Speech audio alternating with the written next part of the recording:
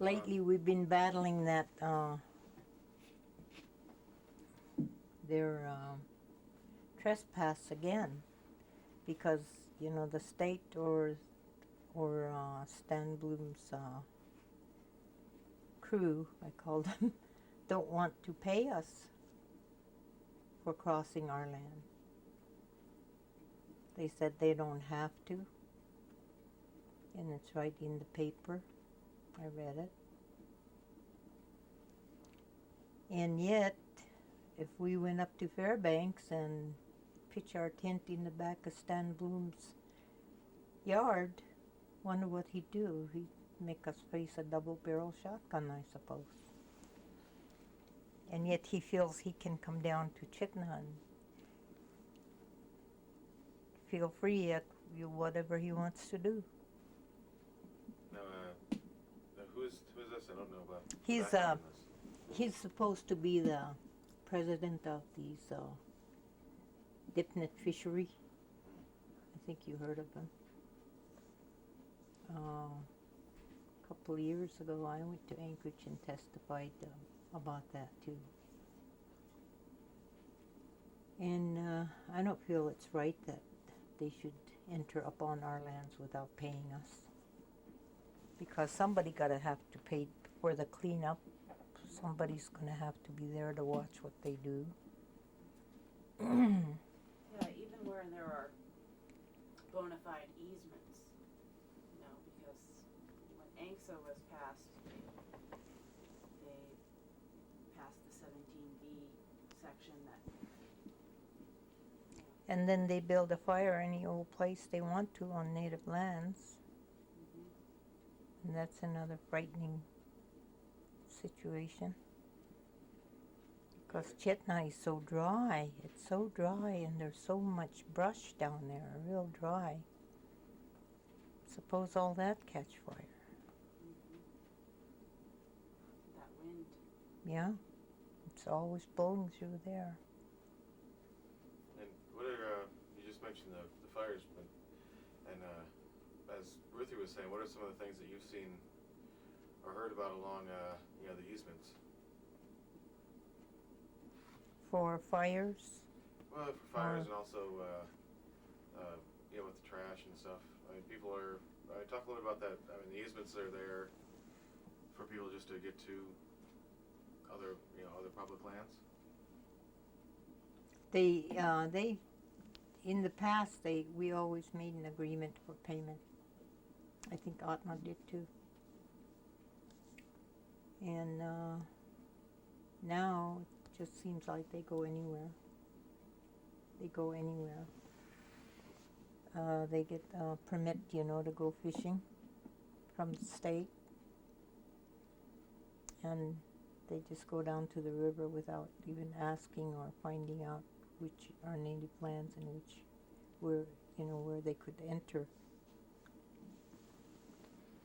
They don't do that anymore. They just take it up on themselves to just go anywhere.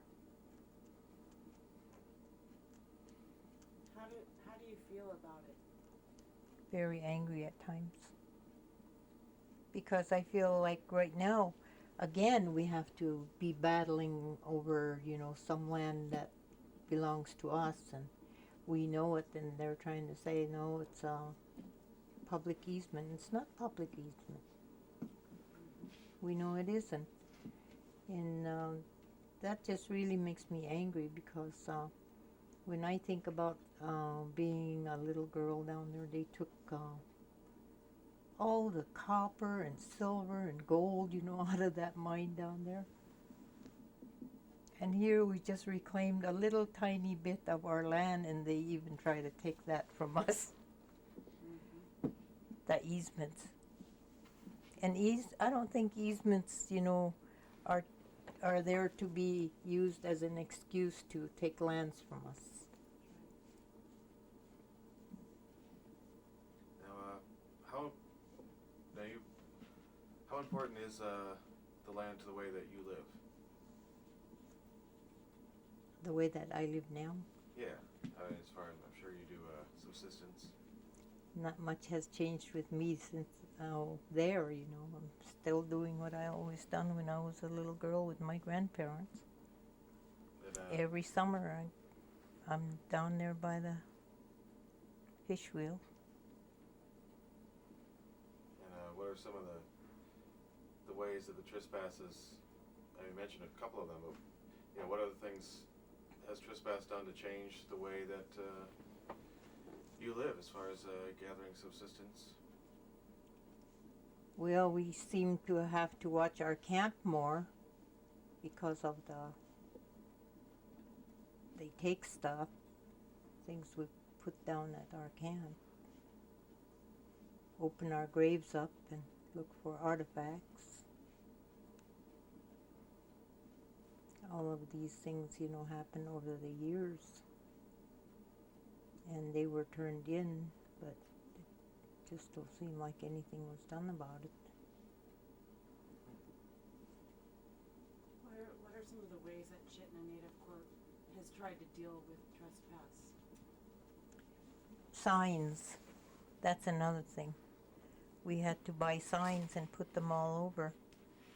And next couple days you go and look for your signs and they're all gone, torn down, burned up or whatever. So we had to deal with that too.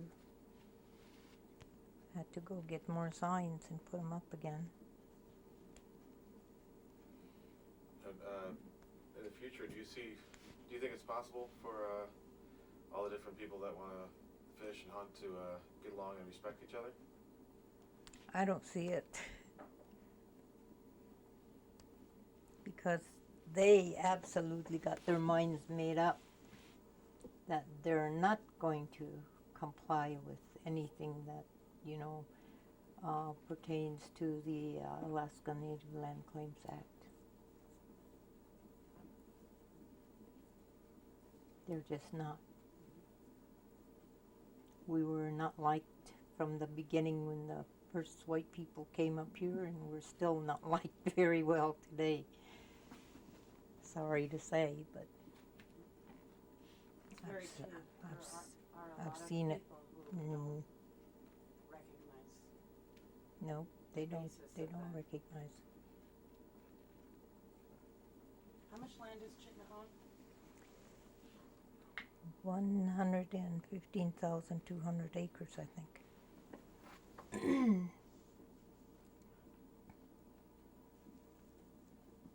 How do your shareholders feel? They talk about it very much? Yeah, and they used to turn it in too, the trespassing. They used to turn it in, but after a while, who do you go to do something about it? So they just gave up, I guess.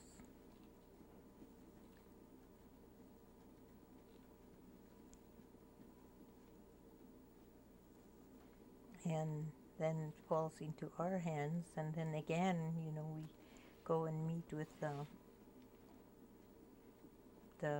people that we think would help us, but they don't. It's really a shame, It's really a shame. Nobody knows how we're being treated with our lands. Nobody knows it. It's not out there in the public. Nobody says anything. They think, oh, those natives, look at all the lands they have, That's baloney. The way it is right now, I think we don't have nothing. Beside that, whatever we have, we always have to look to the federal government, state, or, if we could do this, could we do this, or could we do that? They still have a lot of holes on our lands.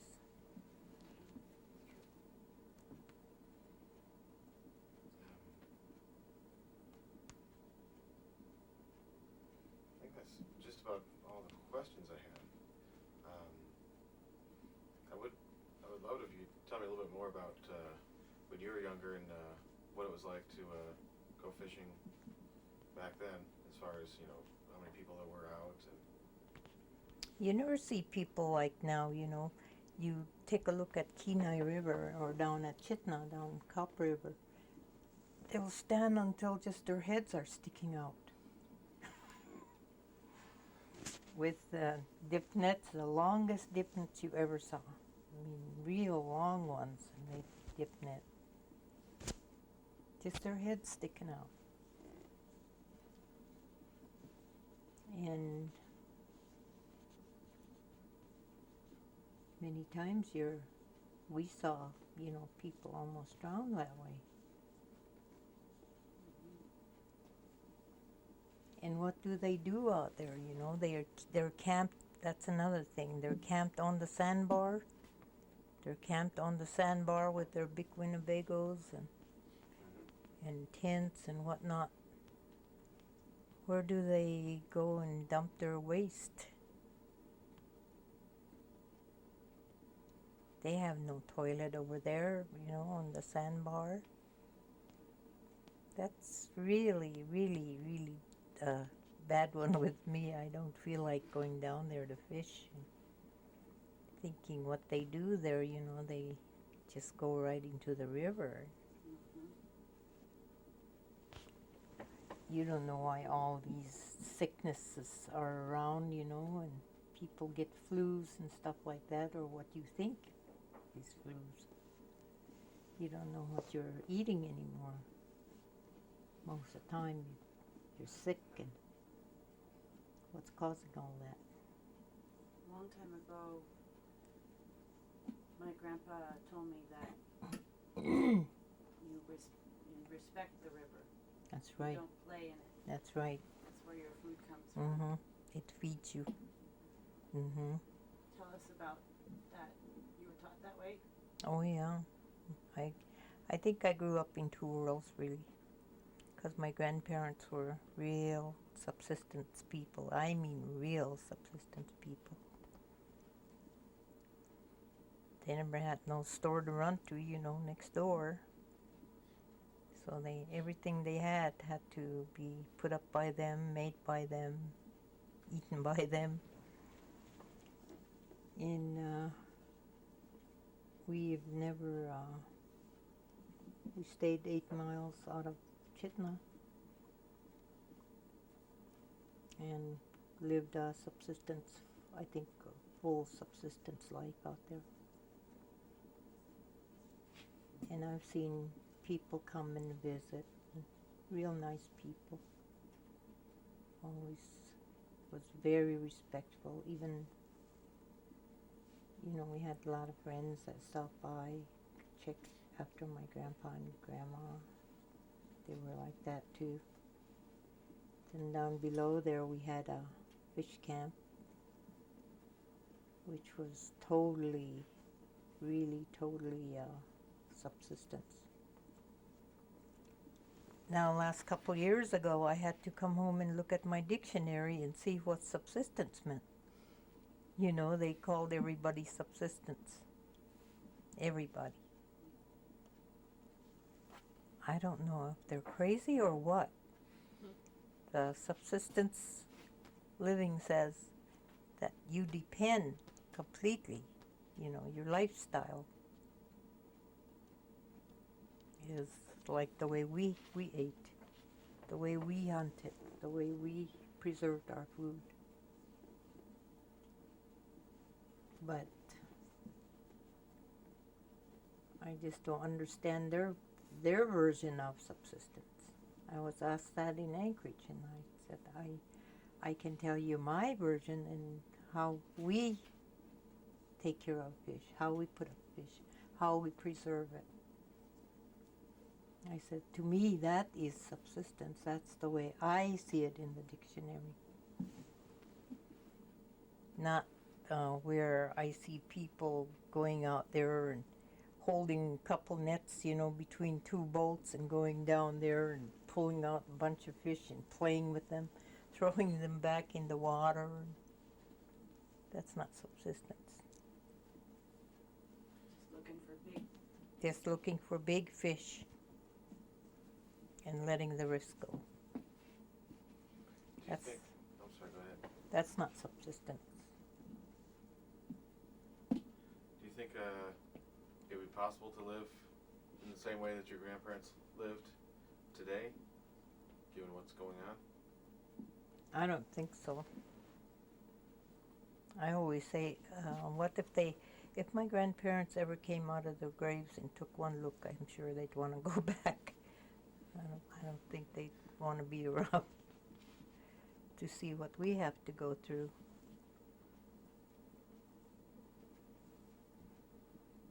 Well, the way that people treat the land and the river is in Gee. It is. It is. Very, very much. We had to really be respectful even when we walk. We're not to make all these squealing noises and things that even big kids do today. We had to be very quiet, respectful, respect where we are, and respect our surroundings, trees and everything around us. I think that was a beautiful culture.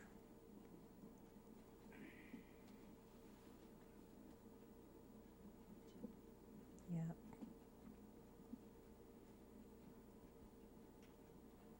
I think that's all the questions I have. Is there anything else that's popped into your head?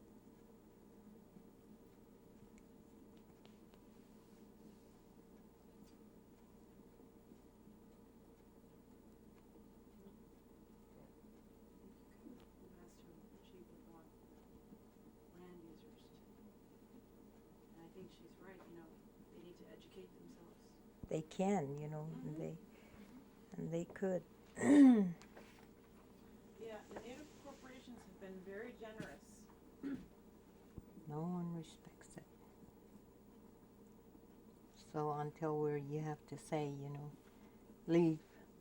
And we don't like to be that way. We're not that kind of a people.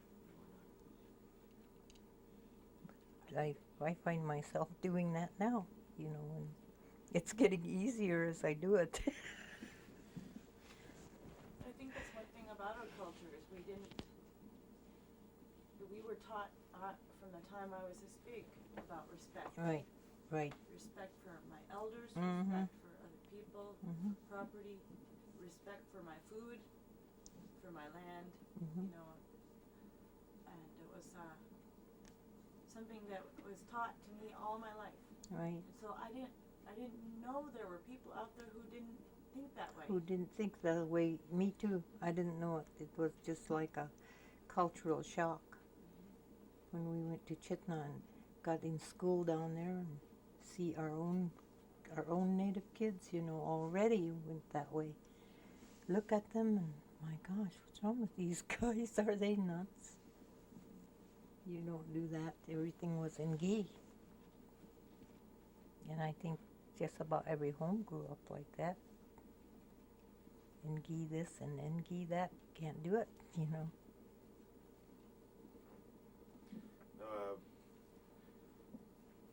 Let's say, hopefully, that there are people that want to be users of the land in this area, and hopefully they want to be respectful. What are some of the ways that people that you were taught to show respect for the land? The way I was shown respect of the land, by me using it. Had to live with it. You had to live that way. I mean, you don't say, oh, I've been taught this is the way I got to do it. You automatically do it. You automatically take good care of your fish and animals, whatever you get. When you're subsistence, it automatically comes to you on what you're going to do with that.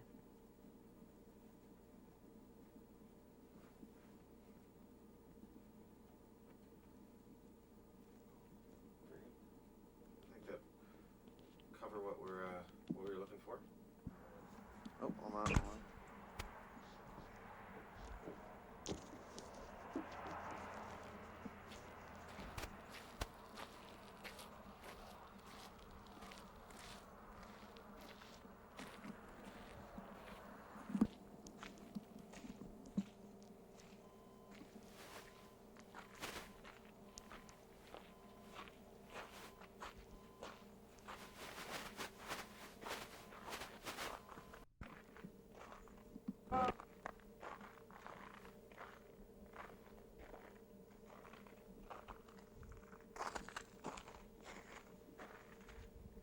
I'm going to take a look in the greenhouse.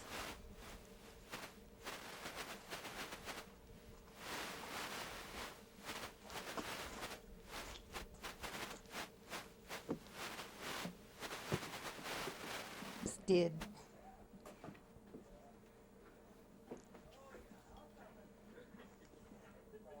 So what are some of the things you have come up here? These are tomatoes. These three plants here. And I think these are cucumbers and zucchinis. These are all zucchinis and peppers. Bell peppers. So you do this every year you grow a garden? Mm-hmm. Apples from here. And then in the back of the house we have a garden where we get potatoes and carrots and all kinds of vegetables. Now, will you leave these in here all summer? Mm-hmm. Yeah. That's you just Every month he'll shut off the stove. And we don't need no heat in here then. Right now we do. From seeds. Everything we plant is from seeds. Only flowers, we buy flowers. What's your name again? Oh, Dave. Oh. Dave Manning. Dave Manning, that's my husband Bill. Oh, no, that's a cantaloupe. What is it? These are peppers, 3 tomatoes, pumpkin, zucchinis. How long ago did you start these? Pardon? He just started yesterday. Oh, How I meant, long I ago? meant Oh. the seeds. How long ago? Oh, did you the Oh. seeds. I had them in the house since March 10th, and they just transplanted them out here today. It's been such too many cold nights, so I just postponed planting. Maybe about a week later than normal. Maybe Ruth Ann wants to see your plants. We had one last year, zucchini. Daughter got pictures of it. 31 inches long and 17 inches circumference. That's pretty big. Wow. Clinic, because we couldn't eat it. It didn't last long in the members, really cut it all up. Lasted about 10 minutes. Well, that's good. They enjoyed it. Yeah, they did. Yeah, whatever plants we have, what we can't use, we usually just donate them to the clinic, like in our garden. Have Rhubarb. a lot of rhubarb, we bring them down to the clinic and they divide among themselves, I think, and they make jams and everything else.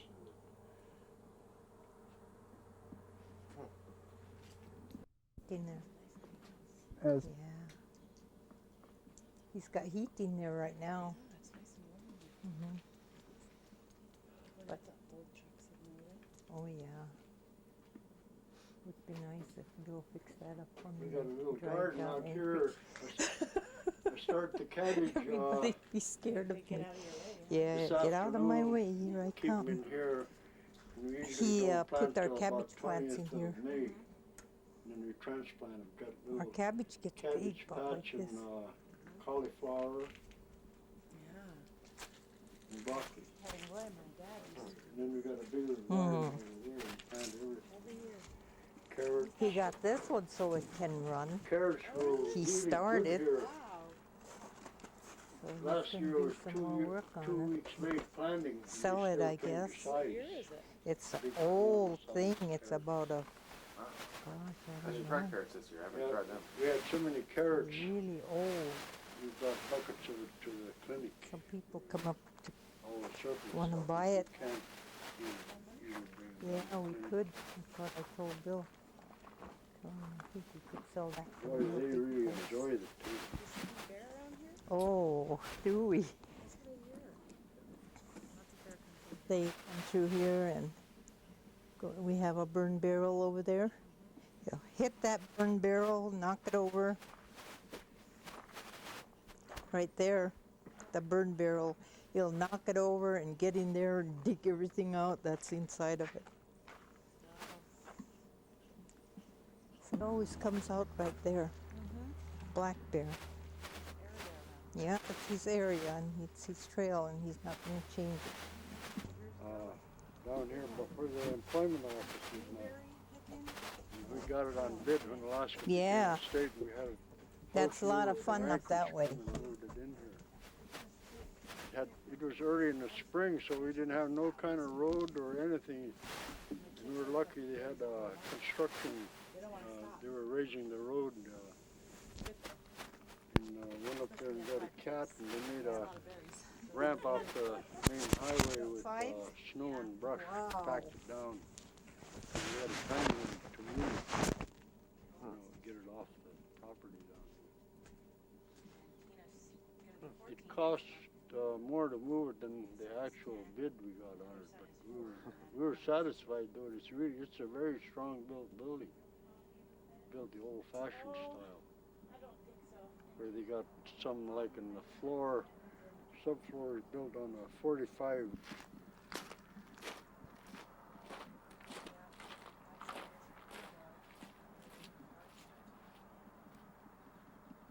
Oh yeah, that's bad. I'm gonna watch that. You're too young to be that way. Oh, I think it's your nerves. Yeah, it is. I had that attack last summer. Certain distance back, $20. Big money. That's kind of the army paid.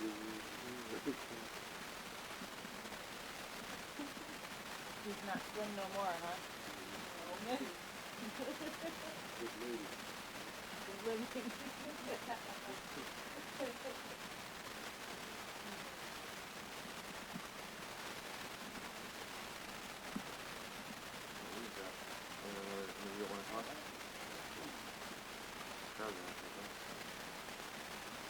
Yeah, I'm glad you came on.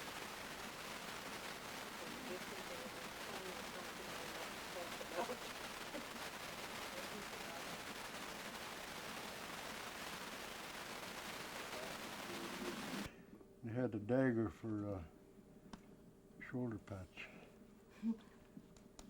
But that's when I was home on 2 days, couple days leave. Burls from birch burls. And there's what do you call that? Egg beater. It's made out of made out of wood, all wood. No metal on it. It works. You could actually use it for after. That little doll, or the driver, Dolly Spencer, she became the Alaska champion, I guess, doll maker. That's the first doll she made for that sled there. And you made the sled? I got her started on that, and she made that for that dog team. And I showed her how to carve the face out of wood, and she took to it naturally. She's natural, just automatic. Just right now, she knew how. She carved a lot of likenesses of a lot of them celebrities.